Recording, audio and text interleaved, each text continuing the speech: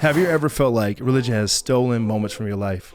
Moments where if you could go back, you would do it all over again in a different way. I'm mad as hell, honestly, that I was taught this because it's all untrue. It says the thief comes to steal, kill, and destroy. He says, but I come that you may have life and life more abundantly. Maybe religion is that thief. Well, in today's episode, we continue the series, I'm Tired of This Church, and we talk all about our experience about how religion robbed us. And with 20 years of ministry experience, we know a little bit about that. We've been through ups and downs, and we want to share that here on this podcast. Welcome to Unfiltered with SteveVon and Britt. This is a safe space, helping you to freely think and discover what you believe. Let's get into it. Welcome, everybody. What's up? Welcome back. Welcome back to the pod. Welcome back to another episode of the podcast. Yes. Just so we are clear of who we are, let's go ahead and introduce ourselves so we don't forget. Who are you? What's your name? I'm SteveVon Lamar. And what's your name? My name is Britt. Welcome to the couch. Welcome to the couch conversation. Let's go ahead and get into it. Yeah. Before we jump into our first segment, we had some feedback that came in from one of our listeners and supporters, and we thought it was so helpful that we would include it into every one of our episodes moving forward.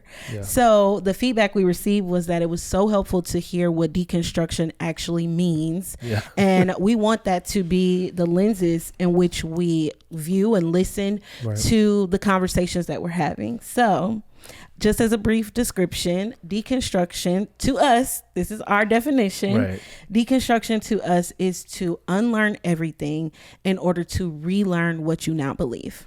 Yes. Simple. Got it. Got it. Okay. So with that being said, let's go ahead and get into our first segment. The name of the first segment is Go Off. Go Off. And SteveVon has a different way of doing it every single time. Yeah, that's like my third time. We're going to figure it out sooner or later. Okay, so let's get into it. Go Off. This is a very special segment of Go Off for us because we have a listener who sent in their Go Off take, and we're so excited about that. Yes, First off, thank you. And if you want to be included and featured in one of our episodes, you can go off as well by clicking the link in the show notes or in the description, and you can leave a voice message and we will play it here on the podcast. So let's go ahead and take a listen. I love what you guys are doing. Keep it short and sweet. For me is, can a Christian also be gay? That was my hiccup for many, many years. I deny that part about myself. I don't want it to accept. I didn't want it to be real. And I started learning and allowing to question and really sit with myself and say, this is not a phase. I need to deal with this. Whatever that means, I have to face it. And today I feel peace. I feel completely peace and freedom to have accepted that about me. And now I'm on this journey, and it's been incredible and freeing. Like, first I had phase one, I had to accept this huge fact about my life that wasn't a phase. Phase two, I had to walk through if this is a salvation issue, my understanding and what I believe. It is not. Third is how the church treats the queer community is absolutely wrong. So I started to question that. And then lastly for me is understanding the words, right? The clobber verses in the Bible. For me, it does not mean what we know of homosexual. For me, the Bible is talking about power, talking about minor, talking about domination. And we see that till today, right? So it's been freeing, and I've been enjoying this journey, and I love it. That is so, oh my goodness. Man.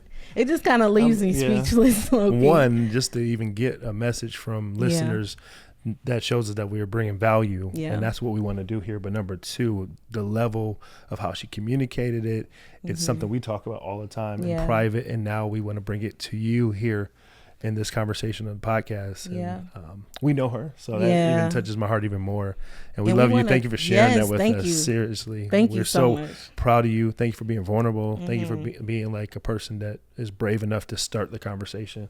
And we want to help with that, and that's why we want to build this community right here on Unfiltered with SteveVon and Britt. And just hearing you share your testimony, your story, it helps us to know that we really are creating a safe space for people to think through these things, unlearn and relearn, and to, freely think and discover what you believe. And you discovered that you have freedom in loving Christ and also who you are created to be in your sexuality. And so we're going to talk all about that even more in our next segment. But I want to know, how do you feel? I guess bridging off of what she was talking about is how homosexuality has been talked about in the church and taught in the church. I want to know, like, how do you feel about it? So me, I have a myriad of feelings and thoughts, because I also was a youth pastor, like I said, for a long time. Like, a lot of people don't youth pastor as long as I did, but doing ministry with young people for 10 to 12 years, and knowing these conversations were being had and asked of me more so in the latter parts of my tenure, because it's becoming more open and conversations are being had about it. And so parents who don't know how to handle it, a lot of people just want you to make a modification and just low-key just choose what they want you to choose. So for me, it was a lot of things I had to navigate as a youth pastor to care for the parent, but also care for the student and the young person. And so for me, even hearing this, what I would say, one of the main things that I think was so beautiful is that I can hear that she's doing the work. Number one, you have to acknowledge whatever the thing you're facing, but specifically talking about homosexuality, she talked about accepting it, right? So the acceptance happened first for herself. A lot of times in society, we're trying to have other people accept us, but it's like, we have to accept ourselves first. And that's what she did first. And that's what she talks about, freedom and peace. And honestly, eventually love for her own self before she even figures out anything additional to her sexuality. What I would say to this topic is that for the church, and what I see a lot of times as Christians in our homes, it's either extremely avoided or aggressively attacked.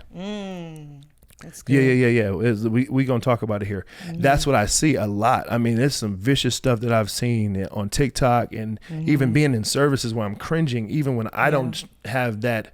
But I don't even want to say struggle. That's not my story. So I respect your lifestyle, right? And so that's not my lifestyle. We want to respect all lifestyles here. And so for me, whenever someone would talk about it, I still would cringe, because you don't have to have that lifestyle to understand that they are people too, right? Just like you don't have to understand what it means to be Hispanic or black or white or whatever nationality to still feel people's pain and be empathetic to what they're facing. And with her sharing that, I feel so happy and liberated for her, but I also feel like we got a lot of work to do, and we're so far away from the finish line when it comes to this topic, because one, we need to learn how to talk about it and talk about it in a loving way. And what she did do is she dissected the scriptures and did the research for herself, which was what we're doing here, is deconstructing all these things that we've been taught so that we can relearn what we want to believe for our lives. Absolutely. And even the language of that we've been taught personally growing up, of it's a struggle, right? Like for them, this is their identity, this is who they are. Just like we're born black, we can't escape being black, or whatever race you are on the other end of this camera, that is the same way that they feel about their sexual identity. It's a part of them, and to ostracize them or to make them feel like that part of them is a mistake, like that's something that you cannot, like, because it's so it's not able to be separated, it's something that you can never fathom in your mind. Like, you can't reconcile it, from you just feel like, if that part of me is a mistake, how can I be Right. How can I exist in this world?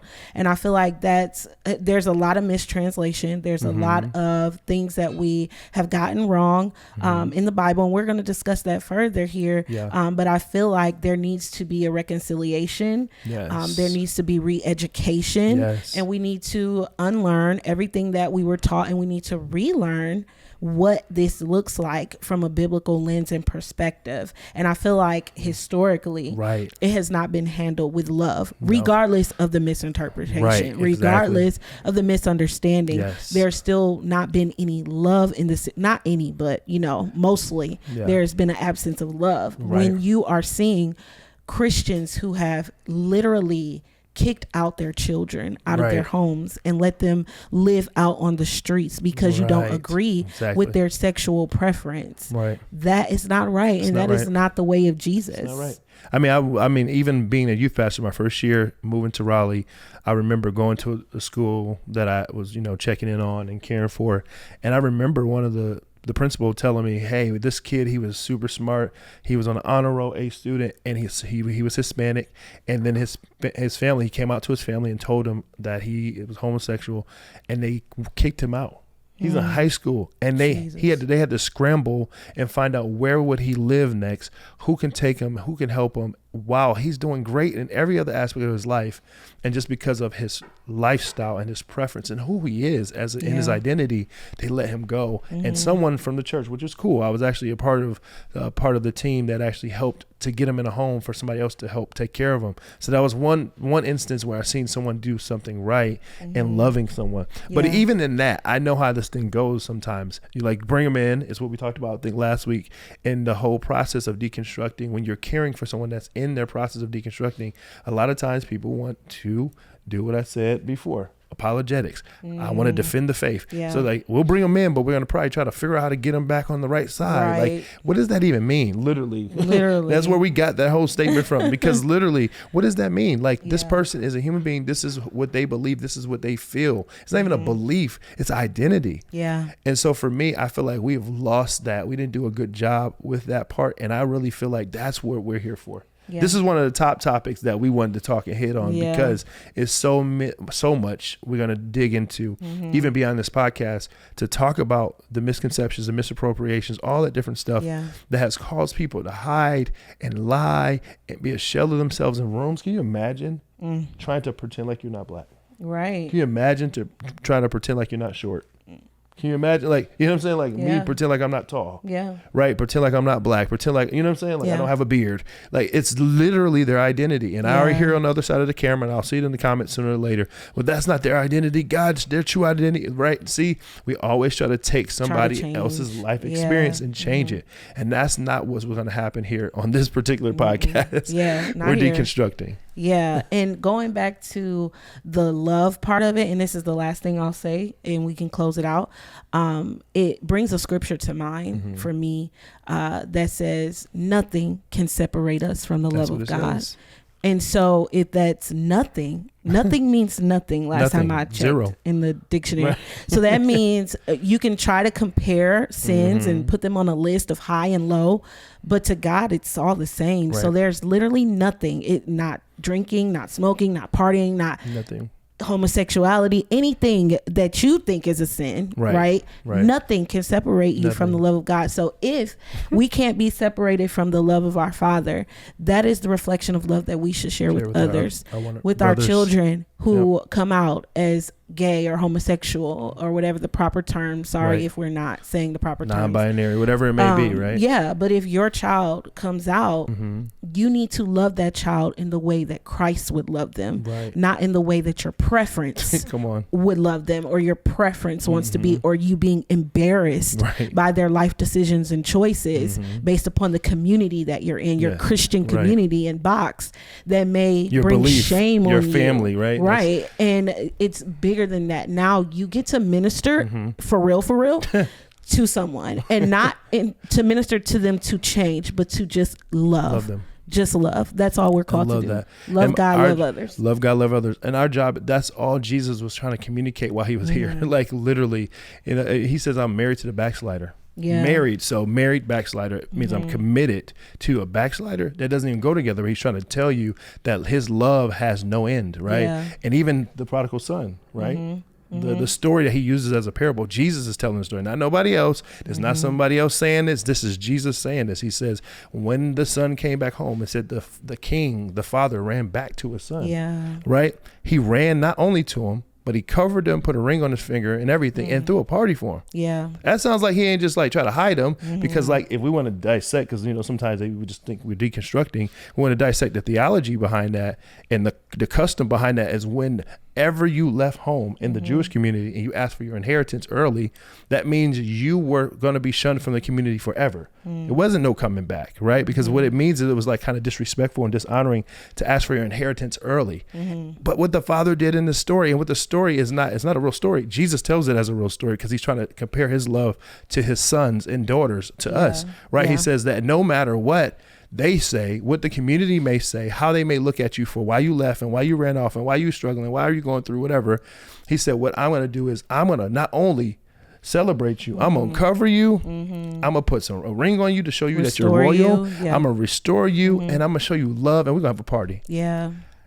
I don't think we've been partying a lot when it comes to people that are in the LGBT community. We are really like pushing them away and trying to help modify them and change their behaviors, and then we can bring them in. Yeah. Jesus didn't do that. And so we shouldn't do that if we're going to be followers of Christ, which means Christian, right? Yeah. So that's just my take on that go off segment. So and hopefully we good. can do better at loving people, because that's the main goal. The conversation is over. We're going to expand actually upon this thought. This is just the foundation.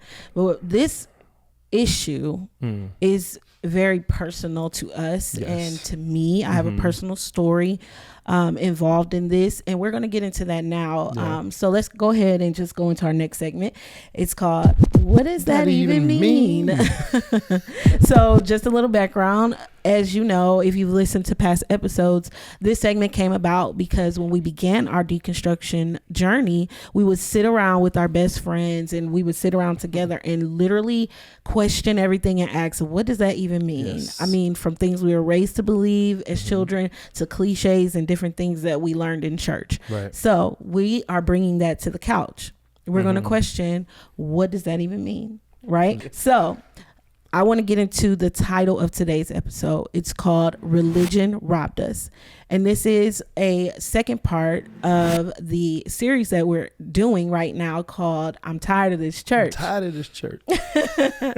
So I want to just go right into the stories of how religion has robbed us. So let's just talk about, what do we mean by that statement? Right. What do we mean by religion robbed us? What we mean by that is that something has been taken away from us, whether it's a memory, a moment, a connection with someone. That's what we're communicating in this particular segment. So, babe, do you want to start? I do. Know? Okay. Yeah. Let's so hear where robbed you from. the first question that I'll share, and then you can share following. Okay. Mine is maybe I should go last because mine is a little more heavy. So I'll let you go first. Okay. What is the experience that you had where you feel like religion robbed you? For me, I really believe that religion robbed me of moments. Like, and what I mean by that is like, what does that mean? It's just like, what I mean by that is like just moments in time, like being so religious and growing up that way, even like, and I'm not gonna put all of my parents and everybody else, because I mean, we were heavily in church. Like you was, I was, I mean, I was preaching at 12 years old, 13, 14. So I was in the faith early, and I was like really digging into my relationship with God. But then I would be like, so like cautious of where I went, what I did, because of who's watching, and I don't know, God doesn't like that. And because I didn't understand everything, I didn't do a lot of things. And because sometimes my parents or even family or even in our church, just because of our faith, we didn't really know. So like, so I remember we couldn't play cards. I'm like, man, I can't play cards. So then I just made a discipline to not play cards. Now I can't play spades. Like, come on, like that's not even a big deal. But I'm a little upset about it. Can you hear it in my voice? Because every time we try to play spades, they're like, don't get Lamar. Don't. My dad say Lamar. He was coming by my middle name. Don't get SteveVon. He don't really know how to play. Cause y'all made me. Y'all robbed me of being great. I could have been the greatest spades player. But that's like lighthearted. But there's things like concerts and artists that I wanted to see that I loved and I couldn't see them. Like, I wish I would have seen Michael Jackson. We look back on a whole time period that's like Kanye was like really at his height, and we're like, we missed out on those concerts and those moments. Remember Genius? We watched Genius on Netflix. I was mad because there was a segment in a little portion of it where they're doing songs, and we had a friend over and he was rapping the lyrics, and I'm like, oh, okay, I don't know this one. All I knew was the commercial stuff. I didn't know too much about it because I let religion rob me. And even crazier, I'm gonna tell you the truth, and this is me being vulnerable and it's unfiltered, and I didn't even plan to say this with you. What it robbed me of course, moment was with my friends and probably some of my family members that probably weren't so saved or whatever. But I would say this, it robbed me of my creativity. What I mean by that is that I always could write music. I can always write poetry at a young age. And I remember telling myself, my parents never told me I couldn't do it, but I told myself like, you can't do both. So I remember writing a song at 13 or 14. This is crazy. Back in the day, they didn't have no, like, you know, we didn't have a lot of people that could make beats. You can get CDs back in the day. So my brother actually had a CD from a secular rapper. And I even hate, I'm not going to say secular, but I'm just saying secular because that's what we call it right now. And he was from my town and he was dope. Larry Love, don't go listen to him if you ain't ready to hear some cursing because he was going in. But he was from my city. I respected it, and his album was fire. I'm not going to lie. But I was like, I want to do something similar. And I took his CD, I played it, and I started rapping over his lyrics. Because all I had was the beat. He was talking over it. I had to still rap over it. And I wrote a whole song, flipped it, and did it on my own. And I knew right there I had a gift, and I knew I wanted to use it and share it. But because of religion, I'm like, I'm a young preacher. I can't do both. And there's somebody probably watching right now that feel like, man, dang, I know exactly what he's talking about. I can't do that and this. Yeah. Some people it's not even about religion. Some people just doing that because they don't think they can do many things. But for me, I literally was like, I got to choose. And so I chose, of course, ministry. But then I was youth pastor. I was helping young people do music and rap and do the hooks for them. Remember? In Detroit, I would do that. Everywhere I've been, I've done that. But I still was like holding back what I was supposed to put out, what I was supposed to drop. And really the first time I've ever dropped an album or even a mixtape was just last year, just to put out the stuff I had. Yeah. It took so long. And it's because religion robbed me of that. And I'm so pissed about it. I'm being honest. I'm mad, like low key for real. Seriously. Because you miss moments. Yeah. You miss moments to grow. You miss moments to like see stuff. You can't go back. I can't go back to certain things that's done. Yeah. Even looking back at it, I miss it because I'm like, I don't know what they talking about. You know what I'm saying? You know how you ever been like growing up in school and somebody was talking about the movie that you didn't go see, but you got to pretend like you know all the highlights. Like you talk about all the previews. Yeah, that was good, but you don't know nothing else. Like, see, that was the real FOMO back in our day. Like you had to pretend like you was a part of something, but you weren't. That's what I feel like when I think about religion and what it did to me and memories that I had. And I don't have. So I can agree with that, but since you talked about it, I'm going to move on. No, don't tell me. I want you to tell me one artist at least that I know that robbed you. Come on. Definitely Kanye. I had one Jay-Z album. One Jay-Z. But Kanye was severely missed. I didn't have any albums. Even after Jesus Walked? We have a record now of what is it? Which one is it? The first album. The first one. Is the one when he through the wire, Graduation. Yeah. The best one of the best. Yeah. So that's definitely. We got to skip half the songs we don't know. Movies, all types of things. But I want to get into the story. So the reason why this conversation bridges into the last from our go off segment is because of my personal story. So one of the things that religion robbed me of is a relationship, and it was a relationship with my uncle. So. I can remember growing up that my uncle was always around. We would, have family dinners every Sunday at my grandmother's house after church. There would be times where if my parents needed someone to watch us or babysit, that we would go over to his house and he would watch us and he would let us watch scary movies because we could not watch scary movies as Christians. What uncles are for, it was right? demonic. Right. So we could not watch horror films. So, we would go over to his house and he would be like, you can watch it. I won't gonna tell. And I still didn't want to watch because I was scared, literally, not because of the demonic stuff, but I was literally just scared. I'll never forget him showing us Freddy Krueger, and I've never been able to look at a Freddy Krueger mask, the little sharp claw nail things. Like, I want no parts. Even the man who played his part, I couldn't even look at his face outside of the character. So like, I had that much fear. But we had a close, relationship. My uncle was there until he came out of the closet as, gay, as a homosexual man. And it was later on, obviously, as kids, we were close. But then once I got into my teenage years, there was a very specific moment where when he came out and wanted to bring his, at the time, boyfriend, who then later became his husband, around the family, there was a decision that had to be made. Right. For everyone listening, those were air quotes. That's why I said it twice. That we could no longer be in the same spaces, especially as long as he wanted to bring his husband around. So there became this rift in the family where he wasn't around anymore. Yeah. We rarely saw him and rarely had interactions. I mistakenly met his boyfriend at an event that was so traumatic for me now, thinking of this story, because of that was the moment where the separation began, was when he wanted to bring him around. And so with that separation, I didn't get to have conversations. I didn't get to reconcile that relationship until my uncle was diagnosed with cancer. And it wasn't until he was towards the end of his journey that we were able to see one another. And unfortunately, he passed. And we were in town in Michigan, because we don't live in Michigan where I'm from. And we were in town at the time, and it was like while my uncle was going through treatments.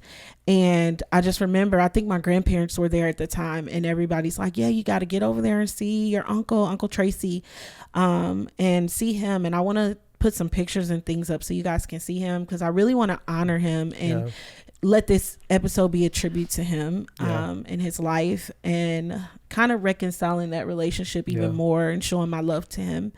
But I remember them saying, you need to see him, and so things are crazy. We were busy the whole time we were there, and I kept trying to get to where he was, and when I would get there, he would be gone, and all of these things, we just could never connect. But he reached out to me and he was like, hey, are you at your mom's house? And I was like, yeah, I'm here now. Actually, I was going to try to meet up with you. He's like, don't worry about it. I'm passing by. I'm going to stop over there and see you.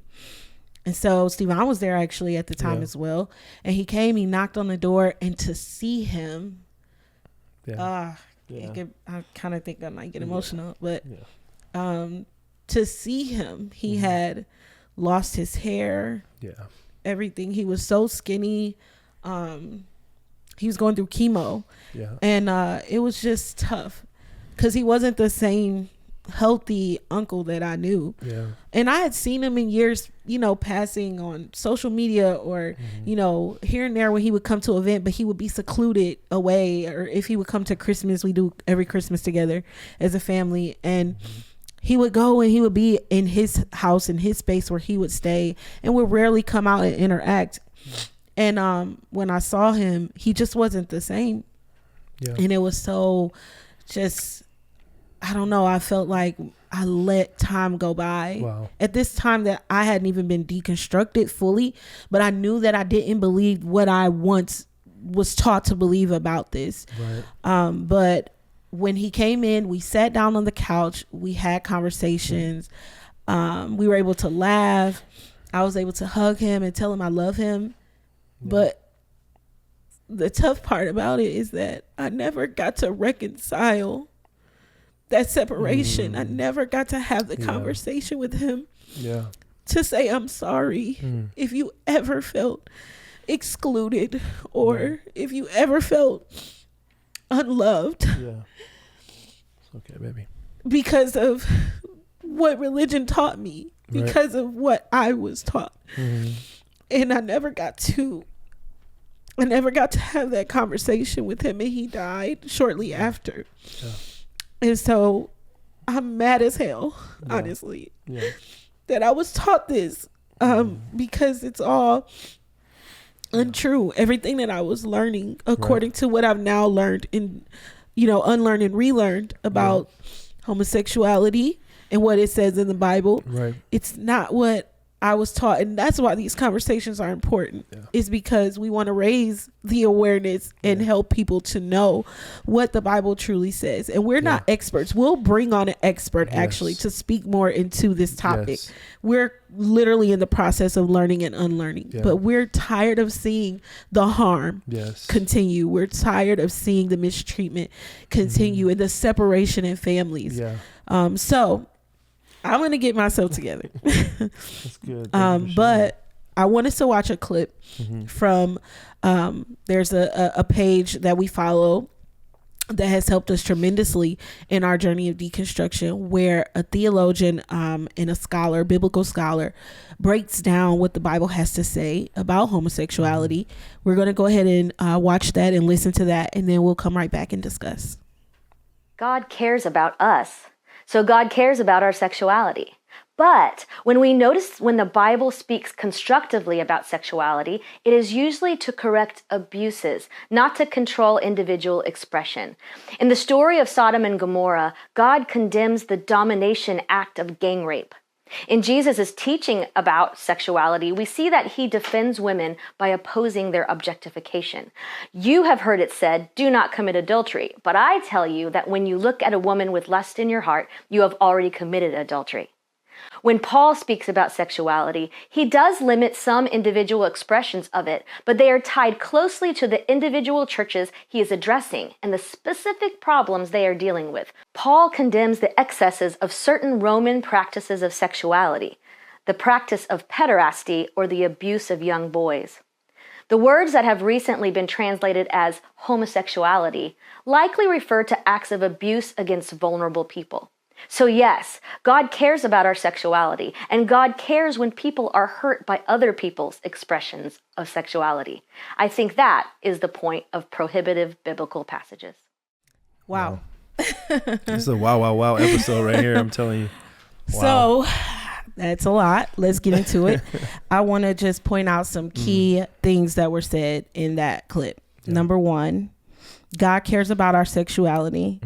He corrects abuses, and it's not to control individual expression. Right. So when we're seeing certain terms in the Bible that say homosexuality, first off, there's a whole movie out that's about the mistranslation of the word and how the word homosexual or homosexuality was put into the Bible around 1946. Misappropriated. That's literally misused. Not that long ago. Right. So it's less than 80 years ago, right? Yes. Yeah, so that right there, it's a term in which God is talking about correcting abuses, or the biblical writers, let me say it that way, are talking about correcting abuses, and also it's not to control your individual expression of sexuality. Right. The next thing is the famous story, Sodom and Gomorrah. Right.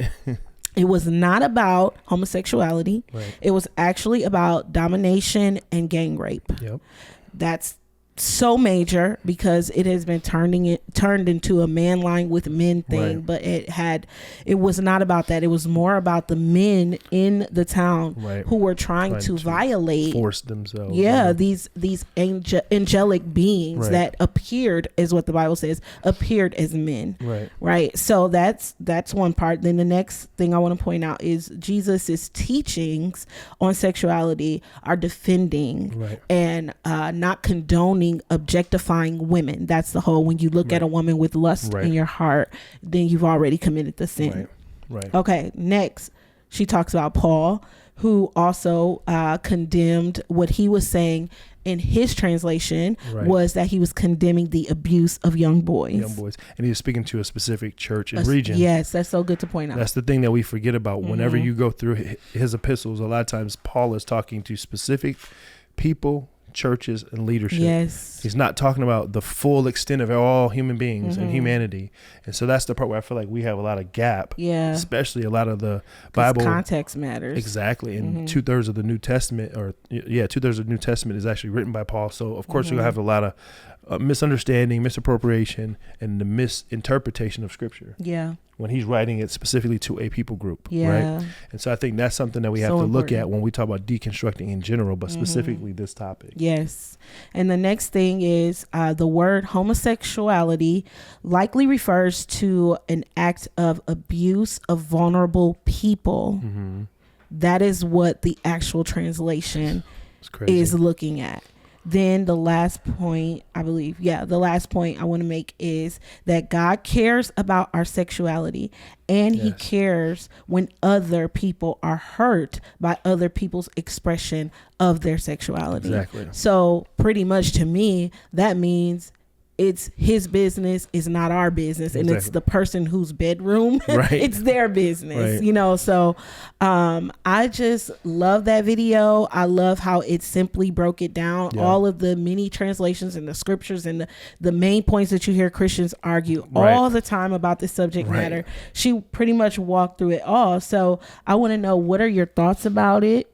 In what she said, and how do you think that we could take this and apply it moving forward into, you know, our relationships with people who are homosexuals or in the LGBTQ plus community? Well, like I said earlier, a lot of times we don't dissect other communities. We don't look into other people and what their lifestyle is. We only want a point that's wrong until you have someone in your family, or until you have that lifestyle change or whatever. And I'm not just talking about this, I'm just saying anything, right? You can judge a vegan until you become vegan. You can judge somebody that works out and then stops working out after the first 2 months because they said new body, new year, new me, until they struggle, until you start lifting the weight and you start running. You realize, oh, my knee is bad. Or like you realize you start being empathetic because you walk through that same thing that they're walking through. And I feel like we need to be better at that when we talk about being a Christian faith, learning more about people outside of ourselves so that we can care for them a little bit better. And so that's number one. But number two, education. A lot of things about education it's always about relearning, right? Because we have to evolve. You can't talk about education without evolution.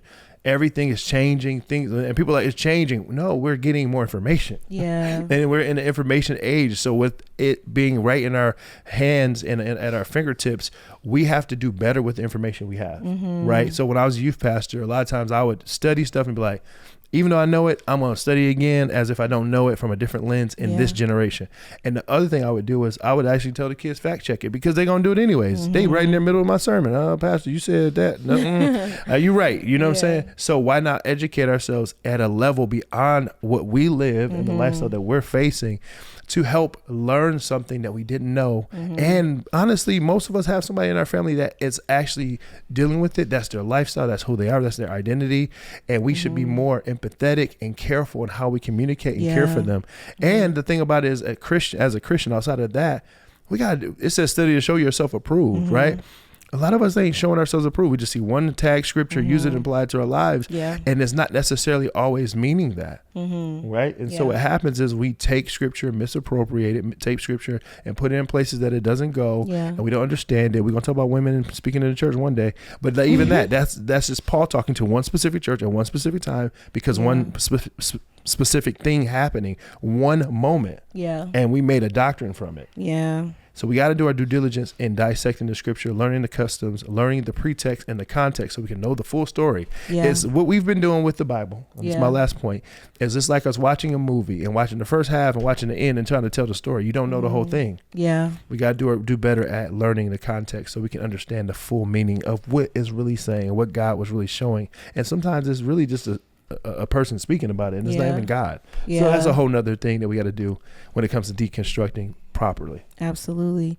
And with that said, if I could sum up everything in context of even the story with my uncle, I would say that I wish I knew this information. Oh my gosh. Jesus. I wish I could go back in time, and that's why it's religion robbed us, because friendships, family moments, man. And we can't go back in time. We can't get those moments back. I can't get that absence of time from when I was a child to, you know, the rift started from 16 all the way till I was, I think, 33.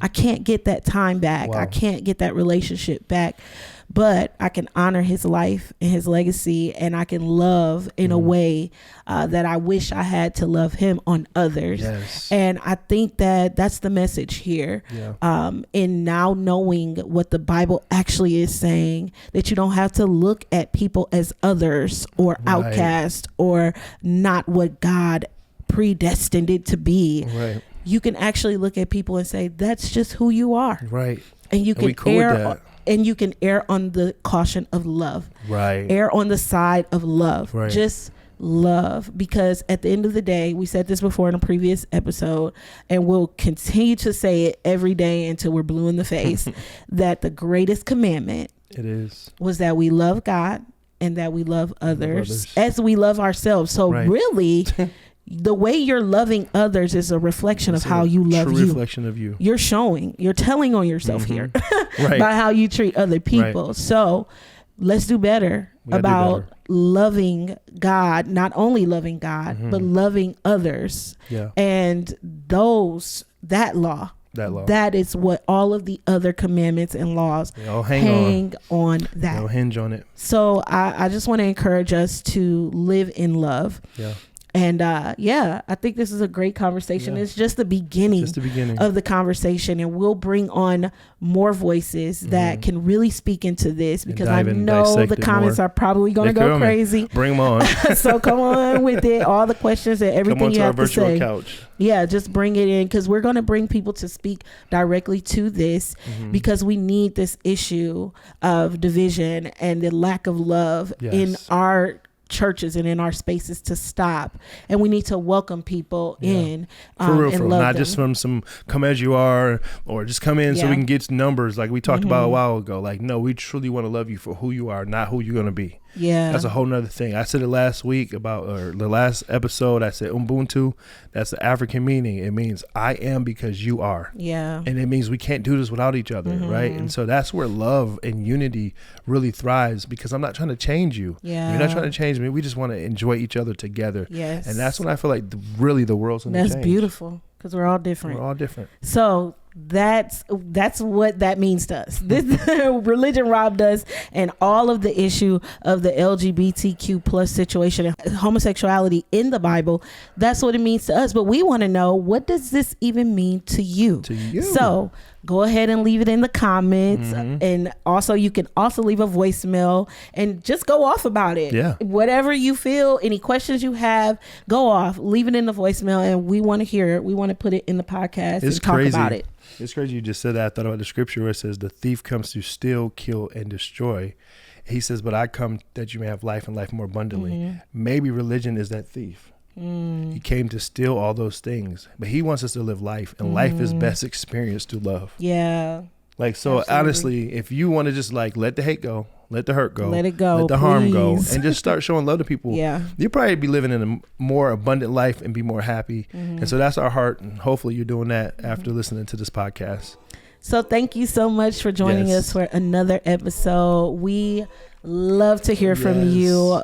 Once again, if you have time and you can, go ahead and leave us a review. We prefer 5 stars. I'm not going to lie. We prefer 5 stars. But just let us know how you're enjoying the podcast. That will also help us to reach more people and get this message out there to who it needs to go out to. And find a community that needs this. So. And also hit the like button, hit the subscribe button, or follow, depending on if you're listening or watching, and join the family, join the couch conversations. But we want to thank you guys so much for joining us for another episode of Unfiltered with SteveVon and Britt. This is a safe space where we are helping you to freely think and discover what you believe. Peace. Peace.